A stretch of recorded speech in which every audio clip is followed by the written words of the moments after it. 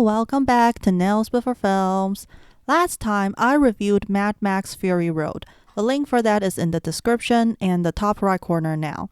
In that video, I mentioned how I'm uninterested and skeptical about the idea of a Furiosa prequel. I just didn't think the character was interesting enough to warrant an entire film about her. Now that I've actually watched Furiosa, I'm sad to say that I still feel the same way. Like Fury Road, this movie still has stunning visuals, cool actions, great actors, and amazing world building. However, I was never invested when watching it. I'll explain why in this video and try to avoid spoilers. First of all, the movie is bloated. It doesn't need to be almost 2.5 hours. 2 hours should be enough. The pacing is a huge issue. I was really bored at times. For example, about half of the movie, at least that's how long it feels, is about child Furiosa. The child actress is very talented, but you can't deny that the audience is more interested in adult Furiosa. Even then, it's difficult to be invested because we already know Furiosa doesn't escape until Fury Road. This actually leads me to my next complaint. Furiosa has two goals in this movie, getting back home and avenging her mother. However, her effort is mostly on the first one, which we already know won't happen until Fury Road. She doesn't really think about vengeance until we're well into the second half of the film. I think it would be better to focus on her desire for revenge instead of escaping because that's the part the audience knows nothing about. It doesn't help that the villain, Dementus, disappears after 1/3 of the film and doesn't return until the last hour or so. The movie is really underwhelming at times. For example, Furiosa has a male mentor, Jack. I really like their relationship, and you can see that he's important to Furiosa. I'm not going to spoil what, but something bad happens to Jack in the movie. I'm guessing he's dead, but we actually don't know for sure because the movie doesn't show it. We don't get to see Furiosa mourn either, so we don't really feel anything toward what happened to Jack. I really like Jack's character. He's a capable and honorable man, kind of like Max. So it's a shame that his end is so underwhelming.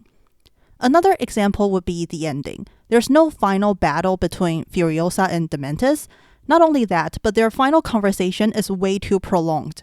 They talk for a while and then Furiosa knocks him out, only to wake him up later to continue the conversation.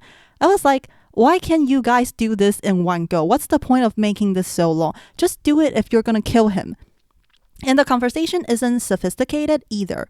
It's mostly just Furiosa repeating she wants her childhood and mother back. I get where she's coming from, but it really doesn't need to be so long. We all know she can't get them back. I like what Furiosa does to Dementus in the end, but they take way too long to get there. For those who watched my last video, you'll know that I hated how they glossed over how Max took care of the bullet farmer and returned with supplies. Furiosa has something similar, and while it doesn't bug me as much, I still want to mention it.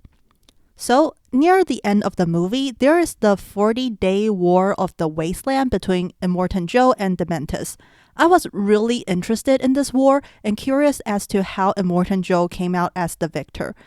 However, they just show some vague montage and I had no idea how Immortan Joe gained the upper hand over Dementus.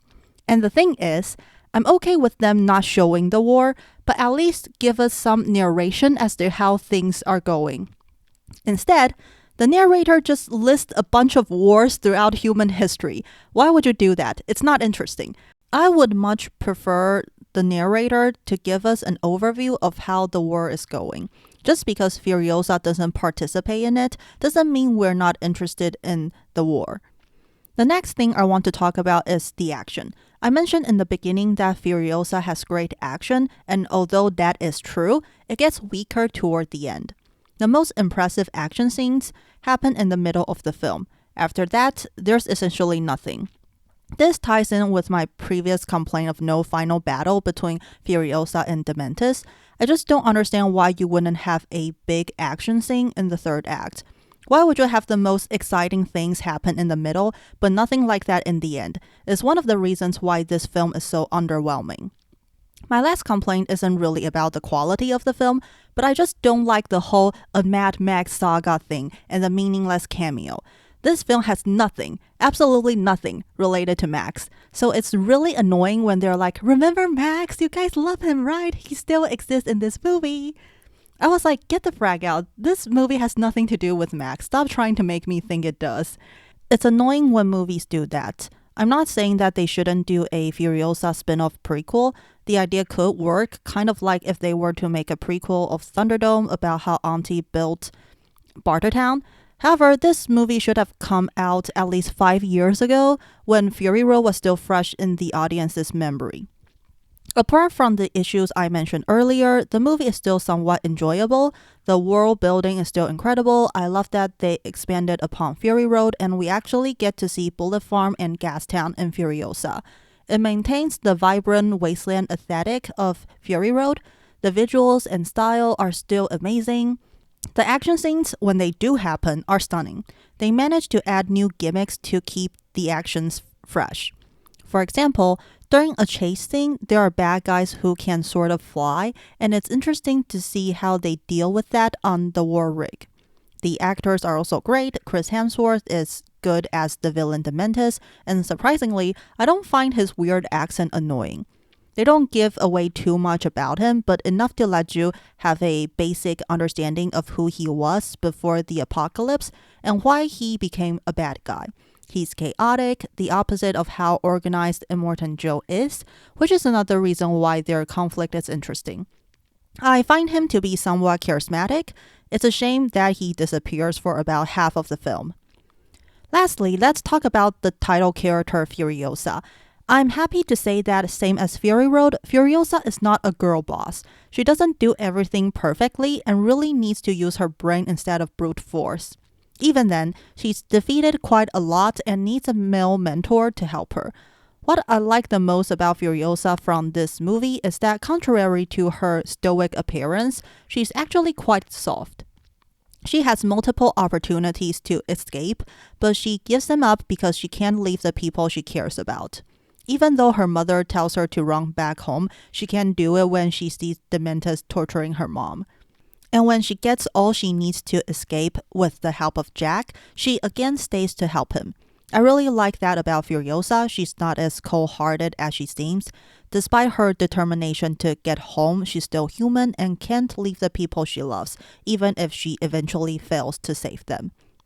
Anya Taylor-Joy does a great job portraying Furiosa.